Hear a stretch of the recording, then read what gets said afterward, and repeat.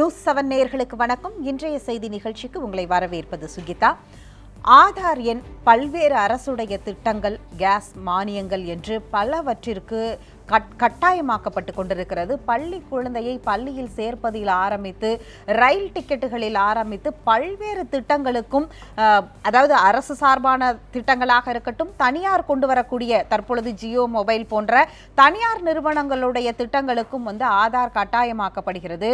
இந்த சூழ்நிலையில் தொடர்ந்து 2013 நீதிபதி செல்லமேஸ்வர் தலைமையிலான அந்த கமிட்டியானது தொடர்ந்து ஆதார் என்பது கட்டாயம் அல்ல, விருப்பத்தின் பேரில் என்றே சொல்லி வந்த போதிலும் அரசு தொடர்ந்து இதனை கட்டாயமாக்குவதற்கான முயற்சி ஏன் என்ற கேள்வியும், நேற்றைக்கு இது போன்ற ஒரு வழக்கில் தலைமை நீதிபதியான கெஹார் ஓராண்டிற்குள் அனைத்து மொபைல் எண்களுக்கும் ஆதார் எண்ணை கட்டாயமாக இணைக்கப்பட வேண்டும். இனி புதியதாக மொபைல் எண் நெட்வொர்க் சேவைகள் வாங்குபவர்களுக்கும் ஆதார் எண் கட்டாயமாக்கப்பட வேண்டும். வங்கி கணக்குகளுடன் இது தொடர்பில் இருப்பதால் கட்டாயமாக்க வேண்டும் என்ற காரணத்தையும் முன்வைத்திருக்கிறார். இப்படி முரணான தகவல்கள், இன்னொரு பக்கம் கட்டாயமாக்குதல் மக்களிடம் பல சந்தேகங்களை எழுப்பியிருக்கிறது. இது குறித்து இன்றைய விவாதத்தில் பங்கேற்பதற்காக மார்க்சிஸ்ட் கம்யூனிஸ்ட் கட்சியிலிருந்து சிந்தன் வந்திருக்கிறார். அவரை வரவேற்று நாம் நிகழ்ச்சியை தொடங்கலாம். வணக்கம்.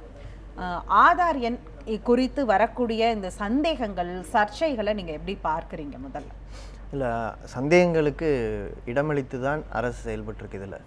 ஏன்னா 2009 ஆதார் பற்றின விவாதங்கள் இருக்குது. 2016 அந்த சட்டம் என்பது நிறைவேற்றப்படுது. 2009 விவாதிக்கப்பட்ட சட்டம் இல்லை. 2016 மணி பில்லாக இந்த சட்டத்தை லோக்சபாவில் மட்டும் பாஜக நிறைவேற்றுது. அந்த தேர்தல் காலத்தில் பிஜேபி உட்பட எல்லாருமே இது பிரைவசி சார்ந்த, தனிநபர் உரிமை சார்ந்த பல விஷயங்களில் தலையிடுறதாக இந்த ஆதார் சட்டம் என்பது இருக்கிறது. அதே மாதிரி ஆதாரில் கேட்கக்கூடிய விவரங்கள், சில விவரங்கள் ஒரு தனிநபருடைய பாதுகாப்புக்கு அச்சுறுத்தலானவை. ரொம்ப அது பற்றின சட்ட நுணுக்கங்கள் ஆராய்ந்து ஒரு தெளிவான வரையறையோட அந்த திட்டம் வரலை. அதனாலேயும் சில எதிர்ப்புகள் இருந்தது. உலக அளவில் சில தகவல்கள் வெளிவந்தது. அதாவது பிரிசம் அப்படின்னு சொல்லக்கூடிய ஒரு மிகப்பெரிய ஒரு சர்வைலன்ஸ் உளவு திட்டம் ஒன்று வெளியில் வரும்போது, இது மாதிரியான உளவு நிறுவனங்களிடம், உளவு அமைப்புகளிடம் நம்முடைய தனிநபர் உரிமைகளை போக விடாமல் தடுக்கக்கூடிய வாய்ப்பு அரசுக்கு இருக்கா, தொழில்நுட்ப சாத்தியம் இருக்கா, இந்த கேள்வியெல்லாம் அப்போ விவாதிக்கப்பட்டுச்சு. ஆனால் அந்த எதிர்த்த அதே பாரதிய ஜனதா 2016 குறுக்கு வழியில் தான் அந்த ஆதார் சட்டத்தை நிறைவேற்றுறாங்க. ஏன் அதை குறுக்கு வழின்னு சொல்ல வேண்டியிருக்குன்னா, மணி பில் என்பது ராஜ்யசபாவும் லோக்சபா ரெண்டுமே விவாதிக்க வேண்டியது இல்லை. லோக்சபா விவாதித்தா போதும். அந்த லோக்சபாவில் பெரும்பான்மை பாஜகவுக்கு இருக்குது. ராஜ்யசபா ரெக்கமெண்டேஷன்ஸை மட்டும் கொடுக்கலாம். சில பரிந்துரைகளை ராஜ்யசபா கொடுத்தது. முழுக்க ரொம்ப முக்கியமான பரிந்துரைகள், ஒவ்வொன்றுமே இந்த நாட்டின் தனிநபர் சார்ந்த பரிந்துரைகள். ஆனால் அந்த வாய்ப்பை பயன்படுத்திட்டு லோக்சபாவில் அதை நிராகரிச்சிட்டாங்க. எல்லா அமெண்ட்மெண்ட்டையும் நிராகரிச்சிட்டாங்க. ஸோ உங்களுக்கு ஏன் மக்களுடைய ப்ரைவசி கன்சர்ன் அல்லது மக்களுடைய தனிநபர் உரிமை சார்ந்த விஷயங்களில் ஏன் இப்படி இருக்கீங்க? ரெண்டாவது, இந்த குறிப்பிட்ட தகவல்களை தனியாருக்கு கொடுப்பதற்கு ஆபத்துகள் இருக்குது. அந்த ஆபத்துகளை ஏன் விட்டு வைக்கிறீங்க? அமெண்ட்மெண்ட்ஸ் எல்லாமே அது சம்மந்தமானதான். நீங்கள் ஏன் கொடுக்குறீங்கன்னு கேள்வி கேட்குறோம். அப்போ அதுக்கு பதில் இல்லை. அப்புறம் நீதிமன்றத்தை அணுகும்போது கான்ஸ்டியூஷனல் பெஞ்ச் வரைக்கும் போகுது. 2016 நீதிமன்றத்தில் அரசு என்ன சொல்லுதுன்னா, தனிநபருடைய ப்ரைவசி என்பது அரசமைப்பு சட்ட உரிமை இல்லைன்னு சொல்கிறாங்க. அதை நம்ம ஏற்றுக்க முடியாது. எனக்கு ப்ரைவசின்னு ஒன்று இருக்குது. அதுவும் குறிப்பாக ஒரு நாட்டின் குடிமகனுக்கு அவனுடைய தனி உரிமையை பாதுகாப்பது அரசுடைய கடமை. நீதிமன்றம் அதை சொல்லிட்டு சரி இவ்வளவு சொல்கிறீங்க, இதை கான்ஸ்டியூஷனல் பெஞ்சில் வச்சு விவாதிப்போன்னு சொல்கிறாங்க. இந்த விவாதம் நடக்கவே குறுக்கு வழியில் இதை செய்வது, நீங்கள் சொன்ன பல திட்டங்களுக்கு அதை கட்டாயமாக வார்த்தையில் அறிவிக்காமல் நான் வாய்மொழி உத்தரவின் மூலமாக பல திட்டங்கள், நீங்கள் எல்பிஜி சப்சிடியா கண்டிப்பாக கொடு, இல்லைனா வராது வீட்டுக்கு சிலிண்டர். அதே மாதிரி ரேஷன் அட்டையா உனக்கு பொருள் வேணும்னா கொடு, இல்லைனா வராது அப்படிங்கிறதெல்லாம் இருக்கு இல்லையா? இந்த அச்சுறுத்தல்கள் எல்லாம் ஏன் அதை செய்கிறீங்கிற கேள்வியை திரும்ப நமக்கு எழுப்புது. ஒரு பக்கம் நீதிமன்றத்தில் இந்த மாதிரியான உத்தரவுகள், இதை கட்டாயமாக்க கூடாது அப்படிங்கிற உத்தரவுகள் பல வழக்குகளில் ரொம்ப தெளிவாகவே அதை குறிப்பிடுறாங்க. இன்னொரு பக்கம் பார்த்தீர்கள் என்றால் பொது விநியோக திட்டத்தில் இப்போ தமிழகத்தில எல்லாம் வந்து அரசுடைய ஜிஓ இல்லை, ஆனால் வந்து எல்லா கடைகளிலையுமே பார்த்தீர்கள் என்றால் கட்டாயமாக வந்து உங்களுடைய ஆதார் எண்ணை கொடுத்தாதான் அடுத்த மாதம் நீங்கள் பொருளே வாங்க முடியும் அப்படிங்கிறது. இதே மாதிரி தான் வந்து அரசிடம் வந்து தெளிவான ஜிஓவாக காண்பிக்கப்படலைனாலும் மானியத்தை வந்து நாங்கள் வந்து உங்களுக்கு கொடுக்கணும்னா நீங்கள் ஆதார் காண்பிக்கப்படணும் அப்படின்னு 2015 ஒரு வழக்கு வருகிறது செப்டம்பர்ல. கல்வி உதவி தொகைக்கு வந்து ஆதார் கட்டாயம் என்ற சுற்றறிக்கைக்கு எதிரான அந்த வழக்கு. அப்பொழுதும் வந்து நீதிபதிகள் என்ன சொல்றாங்கன்னா அதை கட்டாயமாக்க கூடாது, கல்வியில வந்து எல்லாருக்கும் அந்த உதவித்தொகை வந்து சரியா போய் சேரணும், ஆதார் கார்டு இருக்கு இல்லைங்கிற பேச்சுக்கே இடமில்லை என்று தெளிவாக சொல்கிறார்கள். ஆனால் மீண்டும் அந்த சர்ச்சை இப்பொழுது எழுகிறது. உதவித்தொகை, கல்வி உதவித்தொகை கிடைக்க வேண்டும் என்றால் ஆதார் எண் கொடுங்கள். இன்னும் பள்ளிகள்ல வந்து எல்கேஜி அட்மிஷனுக்கு ஆதார் கார்டு கேட்கிறாங்க அப்படிங்கிறது ரொம்ப இந்த முரணான அந்த தகவலை நீங்க எப்படி பார்க்குறீங்க? இல்லை, அதாவது ஆதாரை பற்றின 2 விதமான தீர்ப்புகள்லேயே 2 விதமான கன்சர்ன்ஸ் இருக்குது. ஒன்று வந்து இது மேண்டேட்ரி கிடையாது சட்டப்படி. அப்போ நீங்கள் எந்த ஒரு சர்வீஸ்க்கும் இதை மேண்டேட்ரி பண்ண முடியாது. அதாவது சட்டப்படி கட்டாயமாக இருந்தால் சர்வீஸுக்கு கட்டாயம் இருக்கிறத நீதிமன்றம் தடுக்க முடியாது. ஆனால் அந்த சட்டத்தை அவங்க நிறைவேற்றலை. ஏன்னா நிறைவேற்ற முடியலை, விவாதங்களுக்கு பதில் சொல்ல முடியலை, அரசிடம் அதற்கான நேர்மை இல்லை அப்படின்னு தான் நம்ம பார்க்கணும். 2வது ப்ரைவசி கன்சர்ன். இந்த ப்ரைவசி கன்சர்னை வந்து அரசு வேண்டுமென்றே மீறுகிறது. அது உலகம் முழுக்க நீங்கள் வந்து ஒரு தனிநபருடைய தகவல்களை திரட்டி, அது எளிமையாக சொல்லணுன்னா தெகிடின்னு ஒரு படம் வந்துச்சு தமிழில். அந்த படம் வந்து ஒரு தனியார் இன்சூரன்ஸ் நிறுவனம் அந்த தன்னுடைய வாடிக்கையாளர்களை அவர்களுடைய விபத்துக்கு உள்ளாக்குவதன் மூலமாக அந்த இன்சூரன்ஸ் நிறுவனம் எப்படி பலனடையுதுன்னு காட்டுவாங்க. அது கதை வந்து ஒரு த்ரில்லர் கதை. ஆனால் இது மாதிரியான தனிநபர் உரிமைகள், அதாவது என்னை பற்றின தகவல், நான் எங்கே போவேன், எந்த இடத்துல ரெகுலராக பொருள் வாங்குவேன், எத்தனை மணிக்கு எந்திரிப்பேன், எத்தனை மணிக்கு தூங்குவேன், இந்த மாதிரியான விவரங்கள், அப்புறம் என்னுடைய கைரேகை, என்னுடைய கண் ரேகை, இதெல்லாம் ஒரு முறை திருடு போய்விட்டால், ஒரு முறை மற்றவர்களுக்கு பொது சொத்தாக மாறிவிட்டால், அது பொதுவான இடத்துல அது போயிடுச்சுன்னா அது என்னை அறியாமலும் என்னை பின்தொடர்வதற்கு வழிவகுக்கும். இப்படி பின்தொடரக்கூடிய ஒவ்வொரு உளவு வேலையிலும் யாரோ ஒருவருக்கு நான் அறியாமலேயே என்னை பற்றின என்னுடைய செயல்களின் மூலமாக பலன் கிடைக்கும். ஸோ இது உலகம் முழுக்க மெட்டாடேட்டா கலெக்ஷன் ஒரு பெரிய ஒரு இண்டஸ்ட்ரியே இயங்குது. நீங்கள் உங்களுடைய ஒவ்வொரு வார்த்தையையும் கலெக்ட் பண்ணுறாங்க. தொடர்ந்து நீங்கள் என்ன வார்த்தையை பயன்படுத்தி பேசுகிறீங்க, உங்களுக்கு அடிக்கடி தலைவலின்னு நீங்கள் யூஸ் பண்ணிங்கன்னா உங்களுக்கு தானாக வந்து தலைவலி மருந்துக்கான விளம்பரம் கொடுக்கலாம். விளம்பரம் மட்டும் இல்லை, இது ஒரு உதாரணத்துக்கு சொல்கிறேன். ஸோ அதே மாதிரி அமெரிக்காவில் சில தனியார் இன்சூரன்ஸ் நிறுவனங்கள் ஒரு கம்பெனியில் இன்சூரன்ஸை மொத்தமாக போட்டுருவாங்க. உங்கள் பேரில் இன்சூரன்ஸ் இருக்கான்னு அந்த கம்பெனி உங்களுக்கு சொல்லாது. ஒரு கட்டத்தில் உங்களோட இன்சூரன்ஸ் கிளைமை கம்பெனி வாங்கும். இப்படி பல விஷயங்கள் அமெரிக்காவில் நடந்திருக்கு.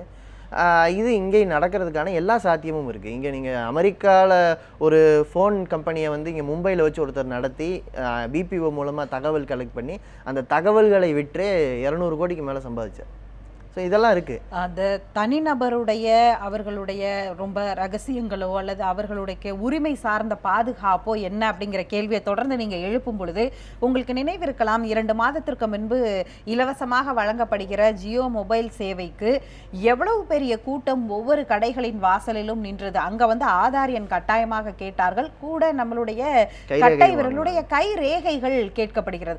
இதெல்லாம் வந்து தெரிஞ்சுதானே இளைஞர்கள் போய் அதை வாங்குறாங்க. அப்படிங்கும் பொழுது ஒரு அரசு கேட்கக்கூடிய தகவலுக்கு வந்து இவ்வளவு யோசிச்சு இவ்வளவு விவாதம் பண்றனாம தனியார் கேட்கும் போது ஒண்ணுமே கேட்காம கொண்டு போய் கொடுத்துட்டு கியூல நிக்கிறோம் இல்லையா? அதான் இப்போ என்னன்னா, நமக்கு கொடுக்கப்பட்டிருக்கிற பல உரிமைகள் சட்டப்படியான உரிமைகள். அந்த சட்ட உரிமைகள் எல்லாருக்கும் முழுசா தெரிஞ்சிருக்காது. இதுதான் பிரச்சனையே. நீங்கள் அரசமைப்பு சட்டம் உங்களுக்கு ஃப்ரீடம் ஆஃப் ஸ்பீச் அப்படின்னு சொல்லுது. ஆனால் சில பேர்த்துக்கு பேசுகிறதுல இன்னும் கூட தயக்கம் இருக்கும். எல்லாத்தையும் பேசலாமா, ஒரு அச்சம் இருக்கும். சட்டப்படி அனுமதித்தாலும் பர்சனலாக சில முடிவுகள் இருக்கும். ஸோ சட்ட உரிமைகள் எல்லாத்தையும் நம்ம எல்லா நேரமும் பயன்படுத்திட்டு இல்லை. ஆனால் நீங்கள் சொன்ன அந்த ஜியோவுடைய பிரச்சனையிலேயே கைரேகையை அவங்க வாங்கினாங்க. எங்கே லிங்க் பண்ணி அவங்க அதை உறுதிப்படுத்தினாங்க? ஆதாரோட தான் உறுதிப்படுத்தினாங்க. அரசிடம் நான் அந்த பயோமெட்ரிக் டேட்டாவை கொடுத்த பிறகு அந்த டேட்டாவை ஒரு தனியார் நிறுவனம் பயன்படுத்த அனுமதிக்கும் பொழுது தான் என்னுடைய கைரேகையை வாங்கி நான் தானா இது என்று அந்த நிறுவனம் உறுதி செய்து கொள்கிறது. இந்த கைரேகை அவங்க சேமிக்க மாட்டாங்க அப்படிங்கிறதுல என்ன உத்தரவாதம், என்ன தடுப்பு நம்ம சட்டப்படியாகவோ அல்லது தொழில்நுட்ப ரீதியாகவோ என்ன தடுப்பு செஞ்சிட்டோம்? இன்றைக்கி நீங்கள் செய்தி பார்த்தீங்கன்னா 12 நிறுவனங்கள் ஆதாரோடு சட்ட ரீதியாக இல்லாமல் லிங்கான நிறுவனங்களை ஆதார் நிறுவனம் தலையிட்டு தடுத்துருக்கு. இது வரைக்கும் அவங்க கலெக்ட் பண்ண விவரங்களை நீங்கள் எப்படி வாங்குவீங்க அவங்கக்கிட்ட? ஒரு 12 நிறுவனங்கள். ஸோ ஒன்று இது தனி உரிமை சார்ந்த பிரச்சனை, இது தனியார் இளைஞர்களுக்கு. ஆமாம், உண்மையிலேயே மக்களுக்கு தெரியாது. நான் சொல்கிறேன், ஒரு லெஜிஸ்லேட்டிவ் பாடியை ஏன் மக்கள் தேர்ந்தெடுக்கிறாங்க? என்னுடைய பிரதிநிதியாக நான் அனுப்புகிறேன், நீங்கள் அதை பைபாஸ் பண்ணி ஒரு சட்டத்தை நிறைவேற்றுறீங்க. அப்போ அதில் கொடுக்கப்பட்ட திருத்தங்களையும் நீங்கள் நிறைவேற்றலை. அந்த பலன்கள், அந்த விளைவுகளை எல்லாம் மக்கள் தானே அனுபவிக்க வேண்டி வருது. நீங்கள் அதே மாதிரி ரேஷன் கார்டில் இணைக்கிறத பற்றி கேட்டீங்க. ரேஷன் கார்டை பொறுத்த வரைக்கும் ஸ்மார்ட் கார்டு கொடுக்கணுங்கிறத நம்ம ஆதரிக்கிறோம், கொடுக்கணும். நீங்கள் மக்களுக்கு வெறும் பேப்பரில் கொடுக்காதீங்க, பில் கொடுங்க. பில்லு கொடுக்குறதே உறுதிப்படுத்த முடியாதவங்க இப்போ ஸ்மார்ட் கார்டு கொடுக்குறேன்னு பேசுகிறாங்க. அதான பிரச்சனையே. பில்லு கொடுக்குறது ஏன் உங்களால் உறுதிப்படுத்த முடியல? சிஸ்டம் கரப்டாக இருக்குது. அதை சரி பண்ணியிருக்கலாம். பல மாநிலங்களில் பில் கொடுப்பாங்க, பொருள் வாங்கினா பில் கொடுப்பாங்க. இங்கே வந்து அதை சிக்கல். ஆனால் இப்போ தமிழகத்தில் வந்து நீங்கள் போய் வந்து பொது விநியோக திட்டத்தின் கீழ் வந்து உங்கள் குடும்ப அட்டையில் பொருட்கள் வாங்கினால் ஒரு மொபைல் எண் இருக்கிறது. அந்த எண்ணில் நீங்கள் உங்களுடைய கார்டை பதிவு செய்து விட்டீர்கள் என்றால் நீங்கள் என்ன பொருள் எவ்வளவு ரூபாய்க்கு வாங்கினீர்கள் என்று ஒரு குறுஞ்செய்தி அனுப்புகிறார்கள். அது சரிங்கிறேண்ணா. இப்போ அப்படி பண்ணலாம். ஆனால் இந்த ஆதார் லிங்கேஜுங்கிறதுல இருக்கக்கூடிய மற்ற பிரச்சனைகளை அவங்க பார்க்கல. அதே மாதிரி ஒருத்தரால் ஆதார் வாங்க முடியலை, இல்லை அவருக்கு தன்னுடைய கைரேகையோ கண்ரேகையோ கொடுக்குற விருப்பம் இல்லை என்று சொன்னால் அவர் ஆதார் வாங்க முடியாது. அவருக்கு வேற என்ன வாய்ப்பு இருக்குது? அவருக்கு கன்சர்ன் இருக்குது, எனக்கு ப்ரைவசி, எனக்கே தெரியும் ப்ரைவசினா என்ன, அதனால் நான் அதை கொடுக்க மாட்டேன். ஏன்னா இப்போ நீங்கள் பாஸ்வேர்டா என் மனசில் இருக்கும், நான் மாற்றிக்கலாம். பின் நம்பரா மாற்றிக்கலாம், இதெல்லாம் என்னோட கண்ட்ரோலில் இருக்குது. ஆனால் கைரேகையை நான் மாற்ற முடியாது. இதுதான், அதனால தான் வந்து அதுக்கு ஒரு ப்ரொடக்ஷன் இருக்குது. இது பயோமெட்ரிக் டேட்டா, இது கொடுக்கக்கூடாது. டிஎன்ஏவை மாற்ற முடியாது. ஸோ இது எனக்கு மட்டுமானது.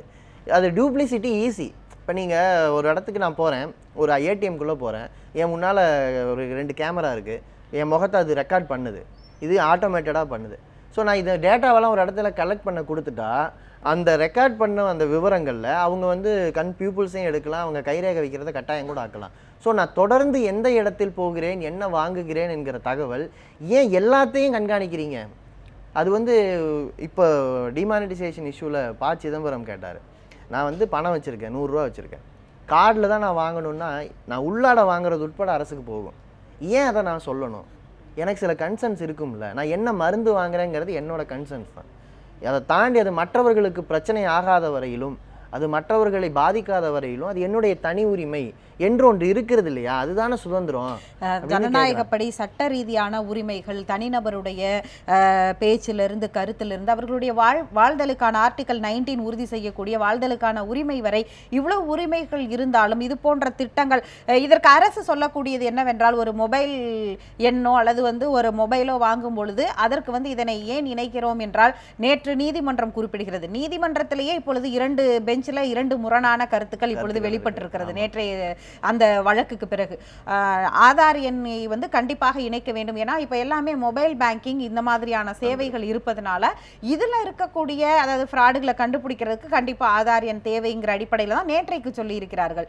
இதே தான் வந்து பார்த்தீர்கள் என்றால், இதற்கு முன்பு வந்து மொபைல் எண்ணுக்கு ஏன் கொண்டு வரோம் அப்படின்னு கேட்கும்போது, தீவிரவாதிகளுடைய இதை கண்காணிக்கிறதுக்காகத்தான் இந்த ஆதார் எண்ணை இணைக்கிறோம்னு அரசு தரப்புல இருந்து, அதாவது நம்மளுடைய மூத்த வழக்கறிஞர் வந்து முகுல் ரோத்கியே வந்து நீதிமன்றத்தில் சொல்லி இருக்கிறார். அப்ப இது எல்லாமே பாதுகாப்பு நடவடிக்கைக்காக எடுக்கப்படுகிற ஒன்றாக முன்வைக்கும் போது அதை நாம் எப்படி பார்க்க வேண்டியது? ஒரு அரசுக்கு வந்து மக்களுக்கு பாதுகாப்பு கொடுக்கிற கடமைன்ற அடிப்படையில் பார்க்கணும் இல்லையா? நீங்க மெட்டாடேட்டா கலெக்ஷன்ல ஒரு பெரிய சிக்கல் என்னன்னா, அது வந்து ஒட்டுமொத்தமாக சமூகத்தை தான் கண்காணிக்குமே தவிர அதால தனிநபர்களை பிரித்து பார்க்க முடியாது. அந்த சிக்கலை நீங்கள் உளவு சார்ந்த அறிவு இருக்கிறதுனால தான் இந்த விஷயத்த சொல்கிறோம். ஏன்னா நீங்கள் உண்மையிலேயே உளவுக்கு நீங்கள் முதலீடு பண்ணணும்னா அது எப்போவுமே வந்து ஒரு சமூகத்தில் விரும்பத்தகாத ஒரு நடவடிக்கை நடந்த பிறகு அந்த நடவடிக்கையை நீங்கள் பின்தொடர்ந்து போனீங்கன்னா சரியான நபரை பிடிச்சிருவீங்க. ஆனால் ஒட்டுமொத்த சமூகத்தையும் பார்த்துக்கிட்டே இருந்தீங்கன்னா ஒட்டுமொத்த சமூகத்தோட பேட்டர்ன் தான் கிடைக்குமே தவிர அந்த தனியாக ஒரு நபர், ஒரு அது தீவிரவாத இயக்கமா, இல்லை ஒரு தவறான நபரா, இல்லை ஒரு சமூக விரோதியா அவரை பிடிக்க முடியாது. இவங்க வந்து அதை சொல்லி பயப்படுத்துகிறாங்களே தவிர உண்மையிலேயே என்னுடைய வரிப்பணம் உளவில் முதலீடு செய்ய வேண்டும் என்று சொன்னால் அது சரியாக என் நாட்டுக்கு பலன் கொடுக்க வேண்டும் என்று சொன்னால் அது ஆதார் திட்டம் இல்லை, அது என்னுடைய உளவுத்துறைன்னு ஏற்கனவே காலகாலமாக நம்ம வளர்த்து கொண்டு வந்திருக்கோம் இல்லையா, அந்த துறையில் இன்னும் நவீனப்படுத்துவது எப்படி, அந்த துறையில் இன்னும் புதிய சிந்தனைகளை புதிய நுட்பங்களை எப்படி கற்றுக் கொடுப்பது, அப்படிதான் யோசிக்கணும். தொடர்ந்து நாம இது குறித்து விவாதிக்கலாம். தற்போது பாஜகவிலிருந்து திரு நாராயணன் அவர்கள் தொடர்பில் இருக்கிறார். வணக்கம் சார், நீங்க சொல்லுங்க. ஒரு பக்கம் நீதிமன்றம் தெளிவாக சொல்கிறது இதனை கட்டாயமாக்க கூடாது என்று ஆதார் கார்டு பொறுத்தவரைக்கும் சொல்கிறது. இன்னொரு பக்கம் அரசுடைய பல திட்டங்களுக்கு, குறிப்பாக நேற்றைக்கு உட்பட மகாத்மா காந்தி ஊரக வேலைவாய்ப்பு திட்டத்திற்கு மாத ஊதியம் அந்த தினசரி ஊதியம் வழங்குவதற்கு கூட ஆதார் எண் கட்டாயம் என்ற ஒரு திட்டத்திற்கு அனைத்திற்கும் கொண்டு வருவதை நீங்க எப்படி பார்க்கறீங்க, அது குறித்து சொல்லுங்க. வணக்கம் கீதா. இதுல செப்டம்பர் 25, 2016 அன்னைக்கு இதே கோர்ட்டு தான் Aadhaar cannot be made mandatory for public scheme or government services என்று மிக தெளிவாக ஒரு உத்தரவிட்டு, அதே போல இதனுடைய முந்தைய தீர்ப்பானது அக்டோபர் 2015 இந்த ஆதார் கார்டை எந்த விதமான அரசு சேவைகள் மற்றும் மக்களுடைய திட்டங்களுக்கு உபயோகிக்க வேண்டும். தொடர்ந்து முரண்பாடான சில விஷயங்களை சொல்லிக்கிட்டு இருந்தாலும் கூட இதெல்லாம் எதுக்காக சொன்னாங்க அப்படின்னா, ஏற்கனவே இதற்கு முன்னாலே இருந்த அரசுல பல்வேறு சமயங்களில நாய், பூனை, சேரு மாதிரியான அந்த விஷயங்களுக்கு ஆதாரத்தை கொடுத்த காரணத்தினாலும், வங்காளதேசத்திலிருந்து தவறாக குடிபெயர்ந்த சட்டவிரோதமாக குடிபெயர்ந்தவர்களுக்கு ஆதாரத்தை வழங்கிய காரணத்தினாலும் பல வழக்குகள் போடப்பட்டன. அதற்காக கண்டனம் தெரிவித்து அன்றைய காங்கிரஸ் அரசாங்கம் மீது பல்வேறு விமர்சனங்கள் எழுந்தன. அதனுடைய பல வழக்குகள் நிலுவையில் இருக்கிற காரணத்தினாலதான் இது போல சொல்றாங்க. நேற்றைய விஷயமானது உண்மையிலேயே அதற்கு முரணாகத்தான் இருந்தாலும் கூட இந்த நேற்றைய இந்த செய்தியானது, உத்தரவானது அது கண்டிப்பாக நிறைவேற்றப்பட வேண்டும் என்பதில் எனக்கு மாற்று கருத்து கிடையாது. ஏனென்று சொன்னால் இன்னைக்கு எந்த ஒரு குற்றமானாலும் சரி, எந்த ஒரு விவகாரமானாலும் சரி, உடனடியாக காவல்துறையோ அல்லது புலனாய்வுத்துறைகளோ உடனடியாக அவர்கள் நாடுவது அலைபேசியை தான் என்பதிலே மாற்று கருத்துக்கள் யாருக்கும் முடியாது. அதனால ஒரு வெளிப்படைத்தன்மை இருப்பதனால எந்த விதமான ஒரு பிரச்சனையும் கிடையாது. ஆனா அதை ஒரு வருஷத்துக்குள்ள இம்ப்ளிமெண்ட் பண்ண முடியுமா? வரக்கூடிய ஏற்கனவே நிலுவையில் இருக்கக்கூடிய வழக்குகள் இதே உச்ச நீதிமன்றம் பல்வேறு தீர்ப்புகள்ல சொல்லியிருக்குது. இதையெல்லாம் பார்த்து இதையெல்லாம் சரி செய்து அரசு ஆதார் அட்டையை எல்லாவற்றுக்கும் உபயோகித்துக் கொள்ளலாம்னு கொண்டு வந்தா இந்த திட்டம் சாத்தியமாகலாம். நாராயணன் சார், நீங்க குறிப்பிட்டீங்க இந்த வழக்கு எப்படி ஆரம்பிச்சது, கடந்த யூபிஏ கவர்மெண்ட்ல அதை சரியான முறையில செயல்படுத்தல, அதனாலதான் அந்த தகவல் திரட்டு இதெல்லாம் சரியா செய்யாம சில விலங்கினங்களுக்கு கூட ஆதார் எண் கொடுக்கக்கூடிய சூழ்நிலை இருந்ததுனால தான் உச்சநீதிமன்றம் இப்படியான ஒரு உத்தரவை வழங்கியதுன்னு நீங்க சொன்னீங்க. அப்படியே எடுத்துக்கொண்டாலும் கூட இப்பொழுது பாஜக ஆட்சிக்கு வந்த பிறகு ஆதார் எண் அந்த தகவல்களை திரட்டுறது, அந்த பணிகளை செய்யக்கூடியவர்கள் யாராக இருக்கிறார்கள் அப்படிங்கிறது முதல் கேள்வியாக இருக்கிறது. இரண்டாவது, இப்பயும் அவுட் சோர்சிங் தானே பண்றீங்க. அப்ப ஒரு தனியார் நிறுவனம் இதை செய்யும் பொழுது அவர்கள் எல்லாருடைய ஒட்டுமொத்த அனைத்து ஆவணங்களையும் அவர்கள் திறம்பட அதை பாதுகாப்பாங்க. அந்த கான்பிடென்ஷியல் ரிப்போர்ட் அப்படின்னு சொல்லக்கூடியது எந்த அளவுக்கு இருக்குன்னு ஒரு கேள்வி இருக்கு இல்லையா? இல்ல சுகிதா, இங்க ஒரு சின்ன பிரச்சனை இருக்கு. என்னன்னா, தனியார் செய்தால் தவறு இல்லை, ஆனால் அதை முறையாக செய்ய வேண்டும் என்பதுதான் விஷயமே. நீங்க ஈவன் நீங்க இந்த கமர்ஷியல் டாக்ஸஸ் டிபார்ட்மெண்ட்ல இருந்து நீங்க எங்க போனாலுமே இன்னைக்கு தமிழ்நாட்டிலோட கமர்ஷியல் டாக்ஸஸ் டிபார்ட்மெண்ட்னுடைய அந்த வேட் அந்த இணையதளம் டிசிஎஸ்னுடைய கண்ட்ரோல்ல தான் இருக்கு. ஆனால் தவறு இல்லை, ஆனால் முறைகேடுகள் நடக்காது. அரசாங்கம் அதை கண்காணிப்புல சரியா முறைப்படுத்த வேண்டும் என்பதுதான் விஷயமே. அதனால எல்லாத்தையுமே அரசு அதிகாரிகளே செய்ய முடியும் என்று நாம நினைக்கவும் கூடாது. முறையாக செய்ய வேண்டும். அதை நாம் முறைப்படுத்துகிறோமா இல்லையா? முறைகேடுகள், லஞ்சம், ஊழல் போன்றவைகள் தவிர்க்கப்பட வேண்டும்.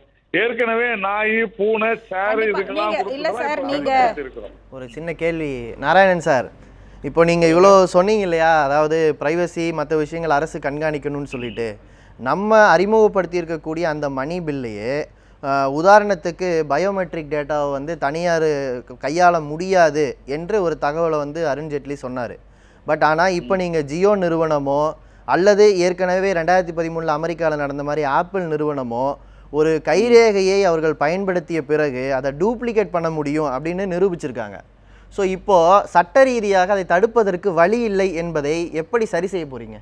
இல்லை, அதுதான் சொல்கிறேன். அதாவது பிரச்சனைகள் என்பது, முறைகேடுகள் என்பது எல்லாவற்றிலும் வரத்தான் செய்யும். ஏனென்று சொன்னால் ஒரு ஒரு ஒரு ஒரு கருத்துக்கு எதிரான நீங்க சொல்றது எனக்கு புரிய வருது. நீங்க என்ன சொல்ல வரீங்கன்னு அதோடைய கேள்வியோட நீட்சியா, அதாவது அரசை நம்பிதான் இவ்வளவு தகவல்களையும் கொடுக்குறாங்க. நீங்க டிசிஎஸ் உதாரணமா சொன்னீங்க. அந்த நிறுவனம் அதற்கு பொறுப்பேற்றுக் கொள்ளும். ஏதாவது ஒரு பிரச்சனைனா நாளைக்கு அந்த நிறுவனம் தான் வந்து சட்ட ரீதியாக அந்த வழக்குகளை சந்திக்கணுங்கிறதுனால அந்த நிறுவனத்துக்கு ஒரு பொறுப்பு இருக்கு.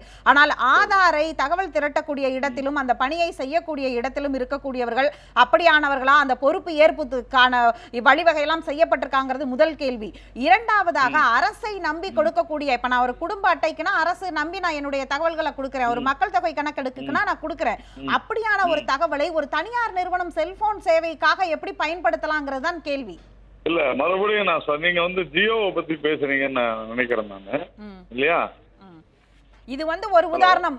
அதுதான் நீங்க குறிப்பிட்டது தான் சார். ஆனா வருங்காலத்துல இதே மாதிரி எல்லா நிறுவனங்களுக்கும், பெரிய பெரிய நிறுவனங்கள் அவங்களுடைய சேவைக்காக நம்மளுடைய தகவல்களை எப்படி எடுத்துக்கலாமான்னு ஒரு கேள்வி வரும். இல்ல சுகிதா, அதுதான் சொல்றேன். சில கட்டுப்பாடுகள் விதிக்கப்பட வேண்டும்.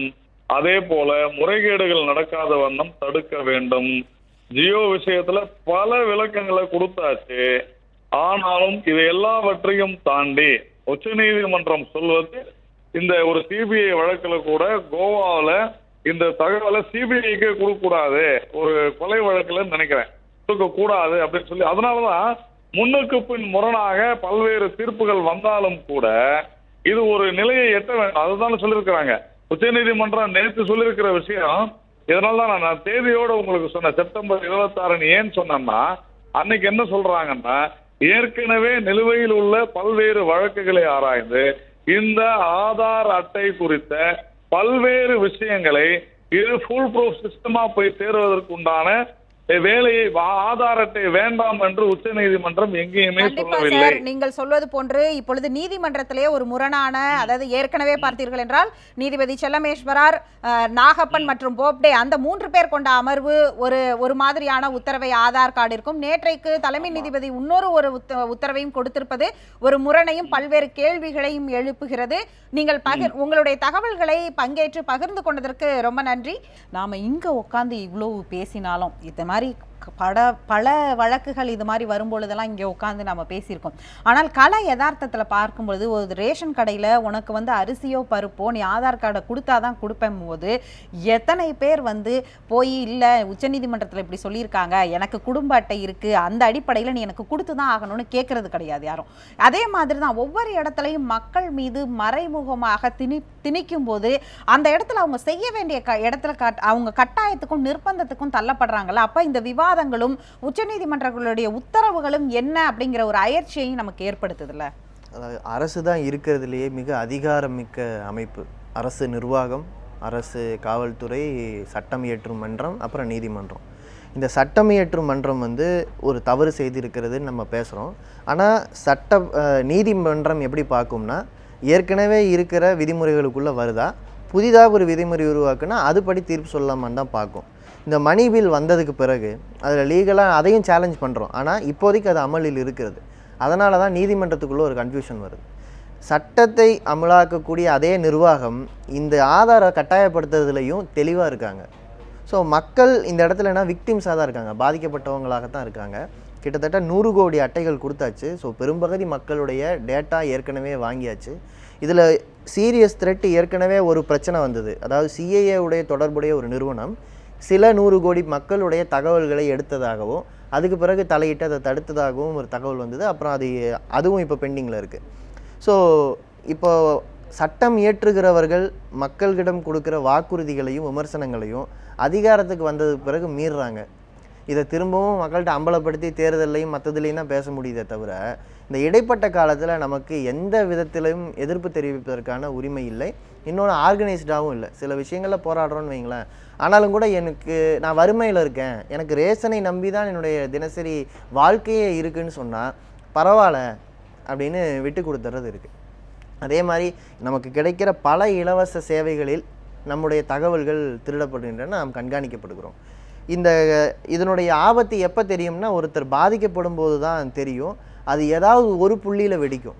அதுவரையிலும் நாம் பேசுவதென்பது மக்கள் காது கொடுக்குறவங்களுக்கு இந்த மாதிரியான பிரச்சனைகள் இருக்கிறது, இது உன்னுடைய உரிமை என்று உணர்த்துவதனுடைய வேலை தான். இது பிரச்சாரத்துக்கான நேரம் தானே தவிர, நீங்கள் சொன்னீங்கள்ல ஜியோ கேட்குறான் கொடுத்துட்றாங்களே அப்படின்னு கேட்டால் அவங்களுக்கு அதனுடைய பிரச்சனை தெரியலை.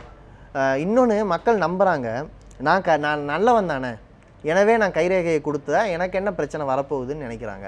அஃப்கோர்ஸ் நல்லவங்க தான். ஆனாலும் கூட இந்த தகவல்களை ஒரு நபர் இல்லை ஒரு நிறுவனம் பெற்ற பிறகு தவறாக பயன்படுத்துவதற்கான வாய்ப்பு இருக்குது. இன்றைக்கி நீங்கள் மொபைல் நம்பரு பல பேர் எப்படி ஆவணம் கொடுத்து வாங்கியிருப்பாங்க. ஒரு ஜெராக்ஸ் ரேஷன் கார்டு இருந்தால் கூட வாங்குறவங்க இருக்காங்க.